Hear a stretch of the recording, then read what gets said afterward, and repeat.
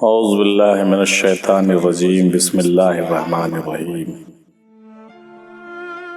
رسول خدا صلی اللہ علیہ وسلم نے ارشاد فرمایا کہ من ارادن ینظر الی آدم و صفوتہ و الی یوسف حسن و الی موسیٰ صلابتہ و الی عیسیٰ زودہ وَإِلَى محمد وخلقہ فَلْيَنْظُرْ إِلَى علی ابن ابی طالب، یعنی جو کوئی آدم اور ان کی برگزیدگی، یوسف اور ان کے حسن، موسیٰ اور ان کے سختی، عیسیٰ اور ان کی پرہیزگاری، محمد اور ان کے اخلاق حسنہ کو دیکھنے کی خواہش رکھتا ہو، وہ علی ابن ابی طالب کو دیکھ لے، جن میں یہ سب کچھ جمع ہیں۔ من ارادتن ینظر الی آدم و صفوتہ و الی یوسف حسن و الی موسیٰ صلابتہ و الی عیسیٰ زودہ و الی محمد و خلقہ فَلْيَنْظُرْ الی علی ابن ابی طالب، یعنی جو کوئی آدم علیہ السلام اور ان کی برگزیدگی کو، اور یوسف علیہ السلام اور ان کے حسن کو، اور موسیٰ علیہ السلام اور ان کے سختی کو، اور عیسیٰ علیہ السلام اور ان کی پرہیزگاری کو، اور محمد صلی اللہ علیہ وسلم اور ان کے اخلاق حسنہ کو دیکھنے کی خواہش رکھتا ہو، وہ علی ابن ابی طالب رضی اللہ تعالی عنہ کو دیکھ لے، جن میں یہ سب کچھ جمع ہیں۔ یعنی حضرت علی کرم اللہ وجہ میں آدم کی برگزیدگی، یوسف کا حسن، موسیٰ کی سختی، عیسیٰ کا زہد، محمد کا اخلاق مجموعی طور پر موجود ہے۔ یعنی یہ کہ علی علیہ السلام میں بیک وقت 5 انبیاء کی صفت خصوصیہ موجود ہیں۔ سیر الاقطاب تذکرۃ الخواجہ چشت رحمۃ اللہ علیہ میں یہ بات درج ہے۔ حضرت علی کرم اللہ وجہ سے لوگوں نے پوچھا کہ سب سے اچھا کام کون سا ہے، تو آپ نے فرمایا غنا القلب باللہ، یعنی معرفت الہی سے اپنے دل کو مالا مال کر دینا، یہی سب سے اچھا کام ہے۔ معرفت الہی سے اپنے دل کو مالا مال کر دینا۔ حضرت حسن بصری رضی اللہ تعالیٰ عنہ نے ارشاد فرمایا کہ جس نے قناعت اختیار کیا وہ بے نیاز ہو گیا، جس نے گوشہ نشینی اختیار کی وہ سلامت رہا، جس نے شہوت پر قابو پا لیا اس نے چھٹکارا پایا، جو حسد سے باز آیا وہ منزل و مقصود پر پہنچا، اور جس نے صبر کیا اس نے اس کا میٹھا پھل پایا۔ معرفت الہی کے معنی یہ ہے کہ کسی سے دشمنی کا ذرا سا شائبہ بھی دل میں نہ رہے۔ معرفت الہی کا مطلب یہی ہوا کہ کسی سے دشمنی کا ذرا سا بھی گنجائش آپ کے دل میں نہ ہو۔ سیر الاقطاب کے حوالے سے ایک بار حسن بصری رضی اللہ تعالیٰ عنہ کو غیب سے صدا آئی کہ اے حسن، ہم نے تم کو معاف کر دیا اور درویشوں کا سرگروہ بنایا، مطلب سربراہ بنایا، درویشوں کا سرگروہ یا سربراہ بنایا، لیکن دل شکستگی کو نہ چھوڑنا، کیونکہ یہ مجھے بہت عزیز ہے۔ یہ دل جتنا شکستہ ہوتا ہے اتنا ہی اس کی عزت اور منزلت میرے حضور بڑھ جاتی ہے۔ حضرت حسن بصری رضی اللہ تعالی عنہ نے سماع سننے کے متعلق فرمایا کہ وجد و حال دل کا ایک راز ہے کہ جس میں تحریک ہوتی ہے تو انسان پر وجد طاری ہو جاتا ہے، اور سماع ورد الہی ہے۔ جس شخص نے اس کو سچائی کے ساتھ سنا وہ حق تک پہنچ گیا، اور جس نے اس کو نفس کی خوشنودی کے لیے سنا وہ بے دین ہو گیا۔ یہ بات بھی سیر الاقطاب میں درج ہے۔ حضرت حسن بصری رضی اللہ تعالیٰ عنہ نے ارشاد فرمایا کہ عام لوگوں کی زندگی کا دار و مدار بے شک خون اور مغز اور ہڈی پر ہے، لیکن عاشقان الہی کی زندگی کا راز صرف ذکر الہی میں پوشیدہ ہے، کیونکہ جس طرح عوام کو غذا سے قوت ملتی ہے اسی طرح عاشقان خدا کو اس کی محبت اور عشق سے طاقت حاصل ہوتی ہے۔ عشق و محبت ان کے لیے خون کا کام دیتا ہے، اور یاد حق مغز اور استخواں یعنی ہڈی گوشت کا کام کرتا ہے۔ یہ بھی بات سیر الاقطاب میں درج ہے۔ حضرت خواجہ عبد الواحد بن زید رحمۃ اللہ علیہ نے واعظ فرمایا کہ جو شخص اپنا تمام مال و متاع اللہ کی راہ میں قربان کر دے گا اس کو جنت الفردوس میں ٹھکانہ اور آنکھوں میں کھپ جانے والی نور سرشت حور ملے گی۔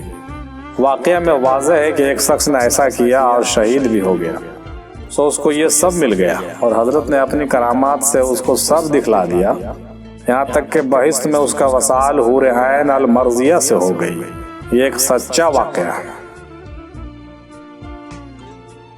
حضرت خواجہ فضیل بن عیاض رحمۃ اللہ علیہ نے ارشاد فرمایا کہ جس کو تنہائی سے وحشت ہوتی ہے اسے دنیا والوں کی دلچسپی ہونا ضروری ہے۔ جس کو تنہائی سے وحشت ہوتی ہے اسے دنیا والوں کی دلچسپی ہونا ضروری ہے، اور جس کو دنیا والوں سے دلچسپی ہوگی وہ سلامتی سے دور رہے گا۔ جس کو دنیا والوں سے دلچسپی ہو گئی وہ سلامتی سے دور ہو گیا، سمجھ لو۔ توریت میں ہے کہ دین محمدی کے مطابق جس کی توبہ قبول ہو جاتی ہے وہ اگر مٹی کو ہاتھ میں لے گا تو سونا ہو جائے گا۔ یہ بھی بات سیر الاقطاب میں درج کی گئی ہے۔ توریت کے مطابق دین محمدی میں یہ ہے کہ جس کی توبہ قبول ہو جاتی ہے اگر وہ مٹی کو بھی چھو لے تو سونا ہو جائے گا۔ یہ بات توریت کے حوالے سے کی گئی ہے۔ حضرت خواجہ عبد الواحد رحمۃ اللہ علیہ نے نصیحت فرمایا کہ تمام بری باتوں سے پرہیز کرو، کیونکہ درویشی خاموشی اور بے خویشی کا نام ہے۔ اپنے کو بھلا کر خاموشی اختیار کر لینا ہی درویشی ہے۔ اسے اپنا لو اور پچھلے تمام گناہوں پر پشیمان اور ماتم کنا رہو۔ ہر جگہ ہر وقت خدا عز و جل کو حاضر ناظر جانو۔ حضرت خواجہ فضیل بن عیاض رحمۃ اللہ علیہ نے ارشاد فرمایا کہ توکل کے معنی یہ ہیں کہ سوائے اللہ جل شانہ کے کسی سے امید وابستہ نہ رکھے، اور متوکل اس کو کہتے ہیں کہ جو ظاہر و باطن ہر حال میں راضی برضا رہے۔ حضرت ابراہیم ادھم رحمۃ اللہ علیہ نے ارشاد فرمایا تھا کہ جو اللہ سے دوستی کرنا چاہتا ہے اس کو زبان ہی نہیں بلکہ تمام حواس خمسہ کی لذتوں اور خوشی و شادمانی کو ترک کرنا ہوگا اور غم و خواری کو اختیار کرنا ہوگا۔ حضرت ابراہیم ادھم علیہ السلام نے ارشاد فرمایا تھا کہ اگر تم ولی اللہ بننا چاہتے ہو تو پھر ذرا بھی دنیا اور آخرت کی تمنا نہ کرو، اور اللہ کے سوا ہر چیز سے فارغ اور بے نیاز ہو جاؤ، اور ہمیشہ حلال روزی کھاؤ، بغیر اس کے کوئی ولی اللہ نہیں ہو سکتا۔ حضرت ابراہیم ادھم نے یہ بھی فرمایا کہ جب تک اپنی بیوی کو، بیوہ اور فرزند کو یتیم اور خود کو کتے کے برابر نہ سمجھو گے ہرگز امید نہ رکھو کہ تم اللہ والوں کے صف میں بیٹھو گے۔ انہوں نے یہ بھی فرمایا کہ میں نے دنیا والوں کے لیے اور آخرت والوں کے لیے چھوڑ دی ہے، اور خود اس دنیا میں یاد الہی کو اور اس دنیا میں اس کے دیدار کو اپنا نصب العین بنا لیا، اور اللہ والوں کی کوئی حاجت نہیں ہوتی۔ یہ بات بھی سیر الاقطاب میں منقول ہے۔ فقیری کی تشریح میں حضرت نے ارشاد فرمایا کہ فقیری اس میں نہیں ہے کہ کھانے کو مل جائے تو شکر کیا کرے اور نہ ملے تو صبر کرے، بلکہ فقیری اس بات میں ہے کہ ملے تو تقسیم کرے اور نہ ملے تو شکر کرے۔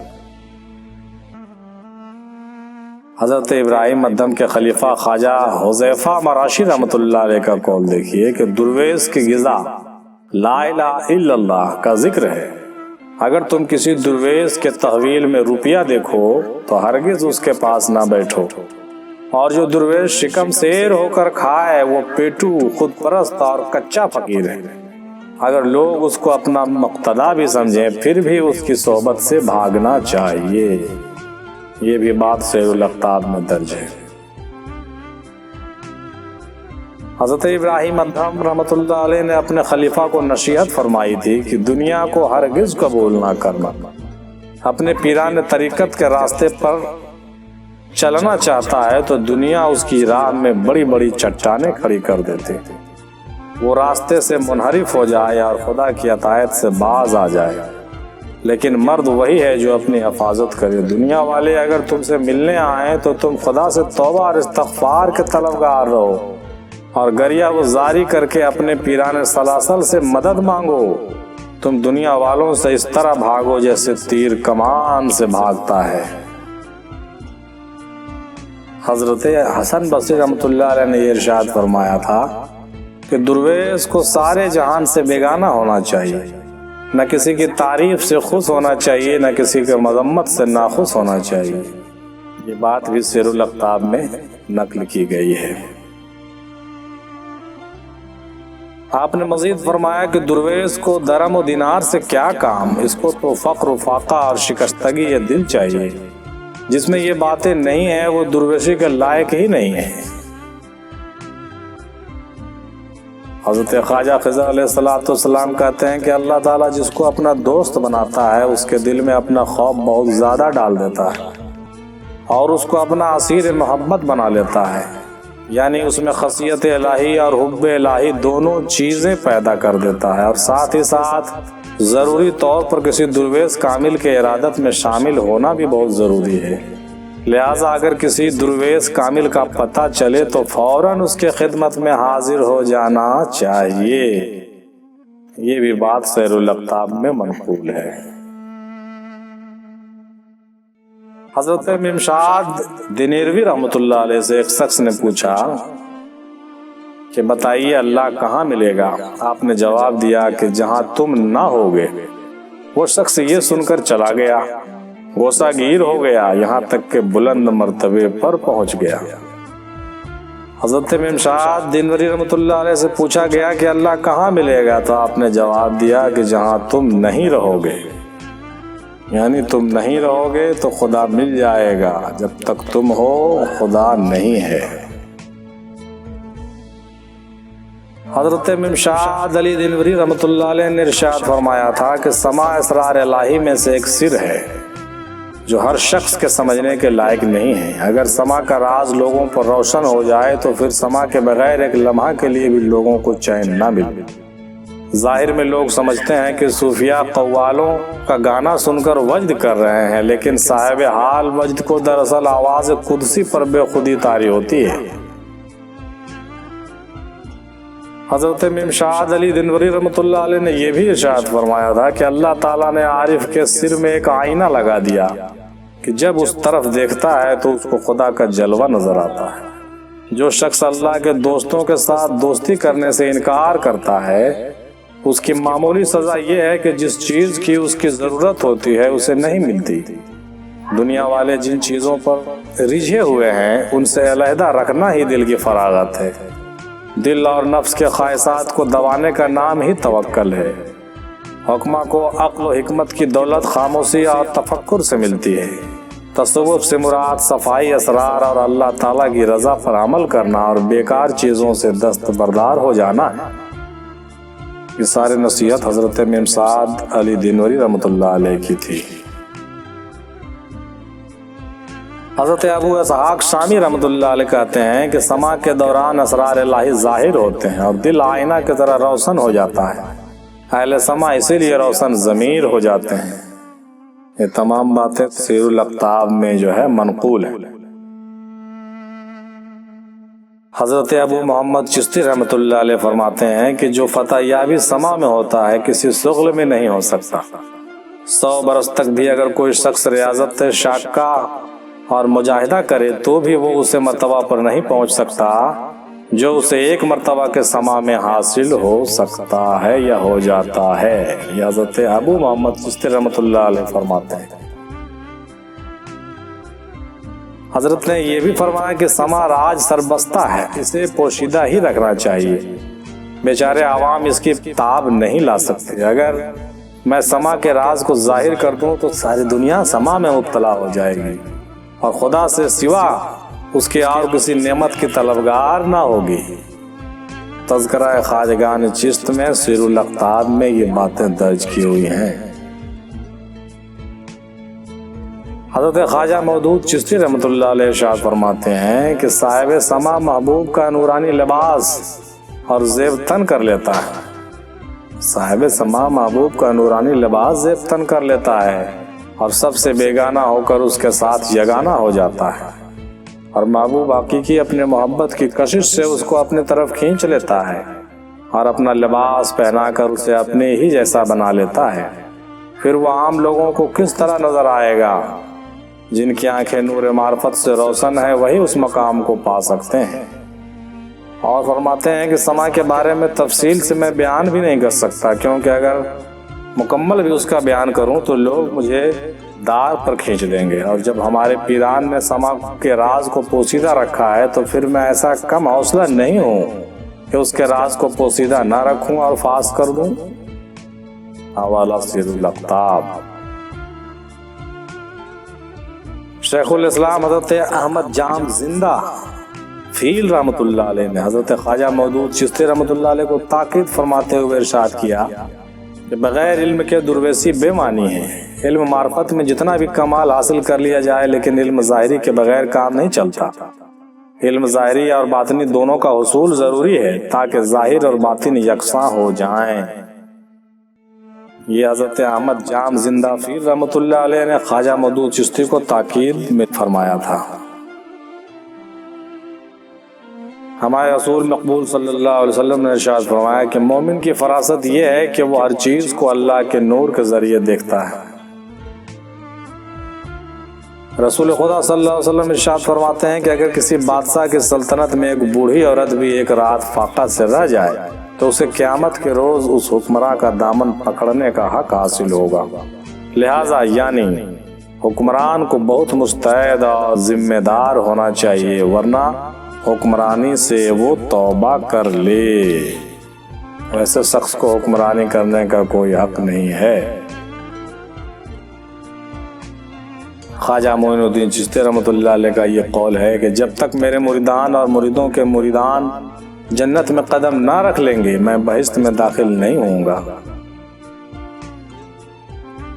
حضرت معین الدین چشتی نے یہ بھی فرمایا کہ اللہ کو پہچاننے کی نشانی عوام سے دور بھاگنا ہے اور معرفت کے بارے میں خاموش رہنا ہے، یعنی جو کوئی شخص اللہ کو پہچانتا ہے وہ لوگوں سے دور رہتا ہے، یعنی کنارہ اور گوشہ نشین رہنا چاہتا ہے، اور معرفت کے بارے میں فضول نہیں بکتا، اس کی زبان خاموش ہو جاتی ہے۔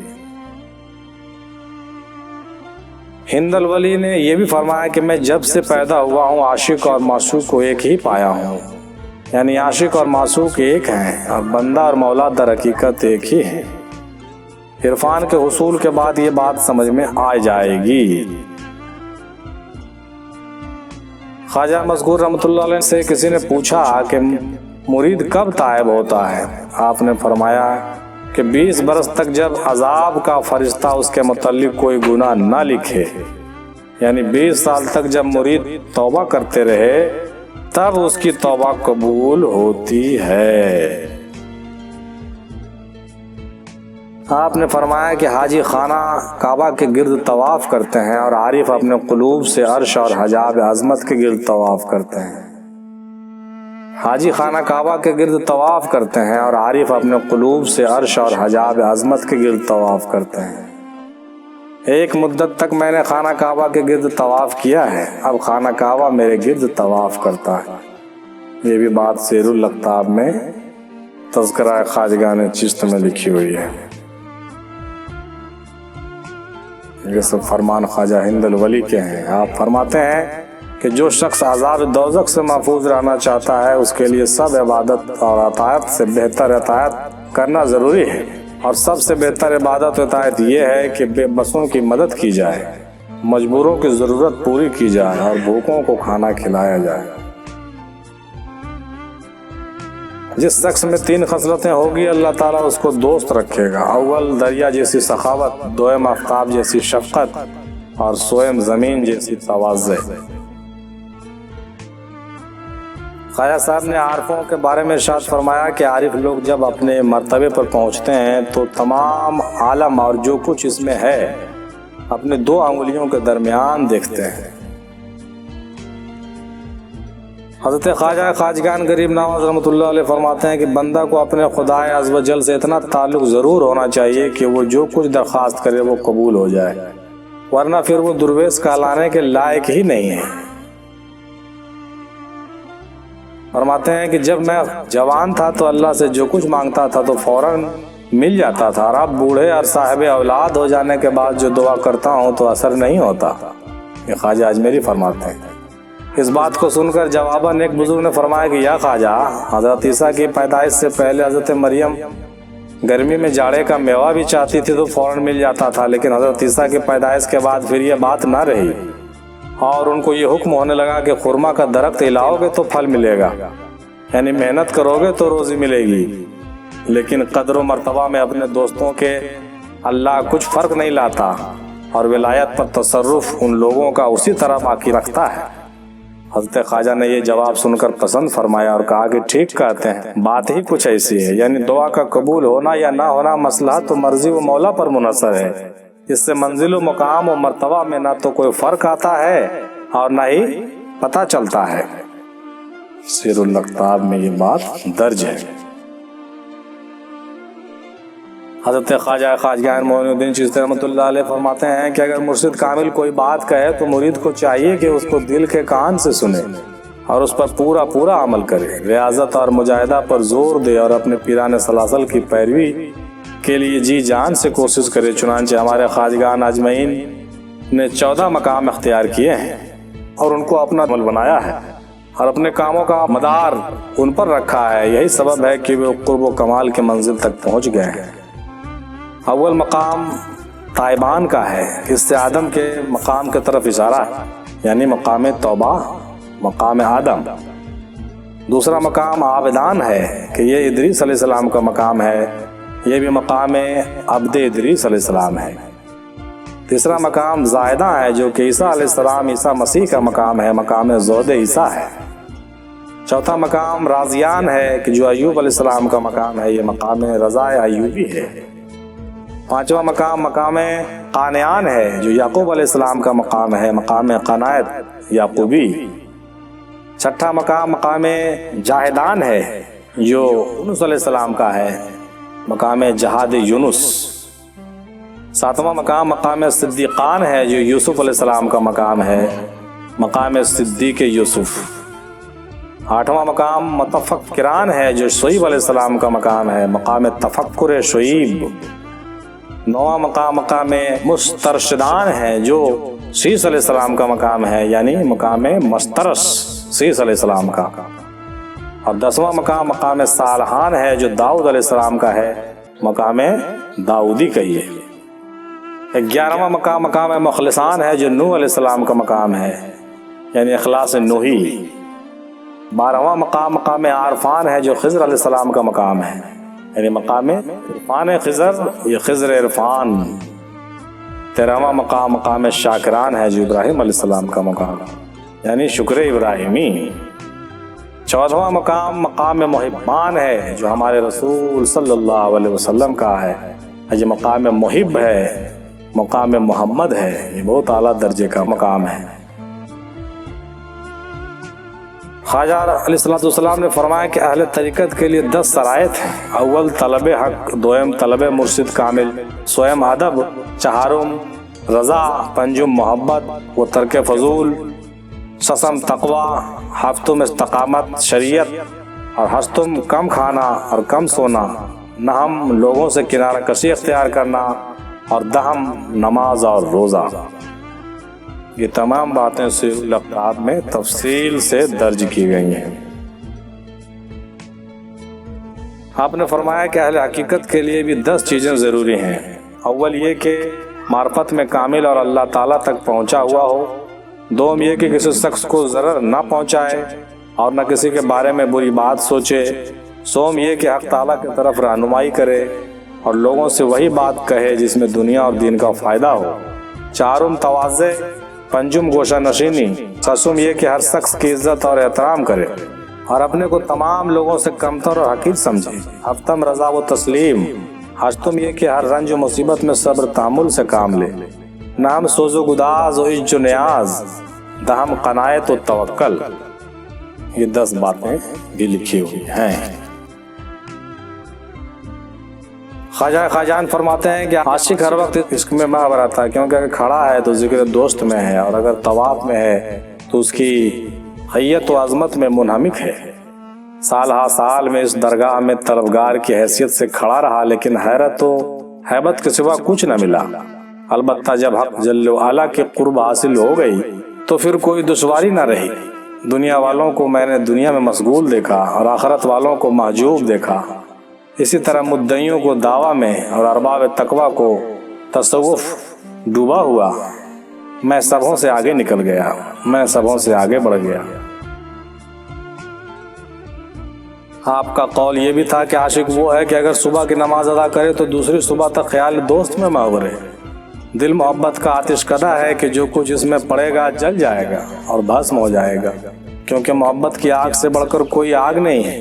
درویش وہ ہے کہ اگر کوئی شخص اس کے پاس ضرورت لے کر جائے تو محروم نہ لوٹے، اور عارف وہ ہے جو اپنا دل دونوں جہان سے ہٹا لے، اور لوگوں میں عارف ترین وہ ہے جو متحیر تر ہو اور عالم غیب سے ہر لمحہ لاکھوں تجلیاں اس پر ظاہر ہوتی ہوں، اور ایک زمان میں کئی حال اس پر وارد ہوں، اور ایک سانس میں ایک قدم سے عرض سے گزرے تو دوسرے قدم سے اپنے مقام پر لوٹ آئے۔ عارف کامل کی نظر ایسی ہونی چاہیے کہ جو کچھ مقدر ہو چکا ہے اس کو دیکھ لے۔ وہ عالم سلوک میں سوائے خدا کے کسی سے دوستی کا خواہش مند بھی نہ ہو۔ آپ نے فرمایا کہ عارف کے 3 ارکان ہیں: اول ہیبت، دوم تعظیم، سوم حیا۔ یعنی ہیبت یہ کہ آدمی اپنے قصور پر شرمندہ ہو، تعظیم یہ کہ ہمیشہ طاعت میں کوشاں رہے، اور حیا یہ کہ سوا خدا کے کسی پر نظر نہ ڈالے۔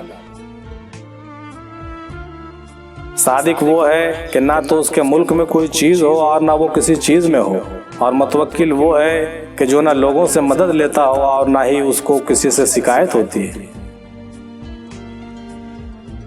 ایک مرتبہ حضرت خواجہ سے لوگوں نے پوچھا کہ عاشق کون ہے؟ آپ نے فرمایا جو کہ عشق کے ابتدا میں فنا ہو جائے۔ پھر لوگوں نے پوچھا کہ تجرید کیا ہے؟ فرمایا غیروں سے کٹ جانا اور دوست کے ساتھ مل جانا۔ جو شخص دوست کے قدموں پر جان دیتا ہے وہ نجات کا گیند میدان سعادت سے نکال لے جاتا ہے، اور وہ اپنے حال سے فانی اور مشاہدہ دوست میں باقی رہ جاتا ہے، اور پھر اللہ اس کے اعمال کا نگہبان ہو جاتا ہے۔ وآخر دعوانا الحمدللہ رب العالمین۔